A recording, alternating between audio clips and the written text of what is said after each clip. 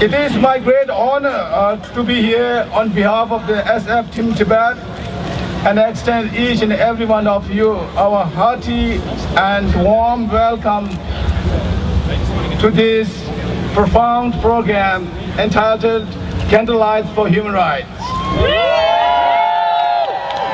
SF Team Tibet is a coalition of Tibetan Association of Northern California, Regional Tibetan Youth Congress, Students for Free Tibet, Committee of 100 for Tibet, and Bay Area Friends of Tibet.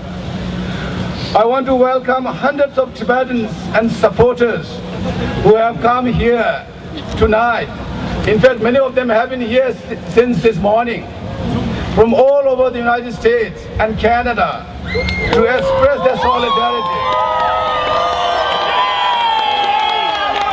As the president of Tibetan Association, I can tell you that the entire Tibetan community feels highly honored by your support and your choice to stand up with us in solidarity for human rights, freedom and justice for Tibet. Thank you so much. As I said in the morning, I wanted to acknowledge Honorable Supervisor Chris Daly, who fought for us at the City Hall in the last week and won a wonderful victory with the passage of resolution on Tibet and human rights. The resolution also calls on the city to receive Beijing Olympic torch with alarm and protest. We also want to thank the Board of Supervisors of the City of San Francisco for passing this resolution with this thumping majority. I want to acknowledge with gratitude and efforts the efforts of the San Francisco Bay Area Tibetan community and the supporters in the last weeks to support our suffering brothers and sisters in Tibet.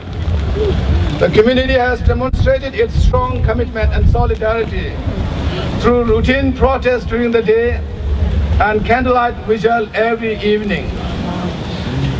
SF Team Tibet worked hard to see the passage of two important resolutions on Tibet, one in Berkeley City Hall and another in San Francisco City Hall. The group worked tirelessly to produce this event while simultaneously massive preparation for the Olympic torch relay demonstrations tomorrow. Thank you, Bay Area Tibetan community and supporters.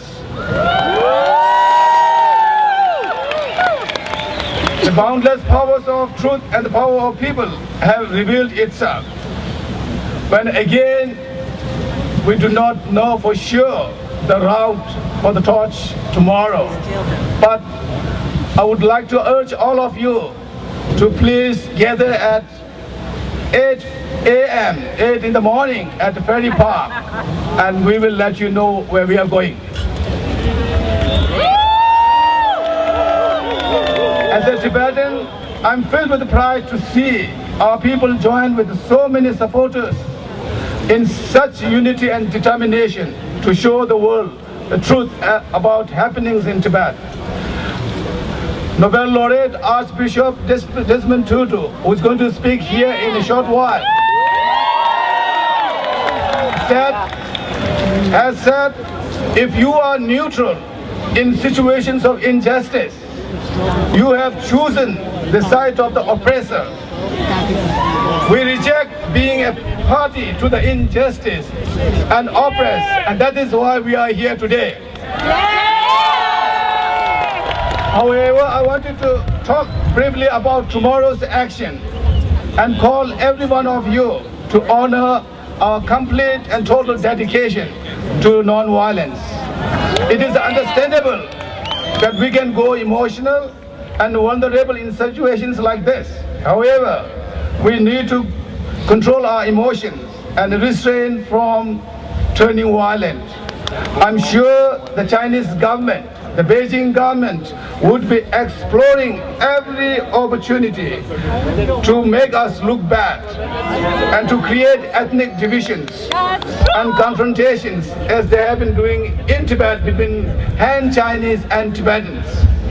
We shall refuse to play in their hands. Our struggle is with the Beijing regime, not with the Chinese people. Finally, I wish to welcome all of you here for this evening, for standing up for Tibet.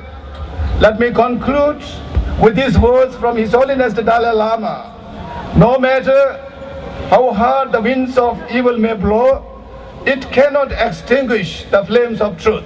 Thank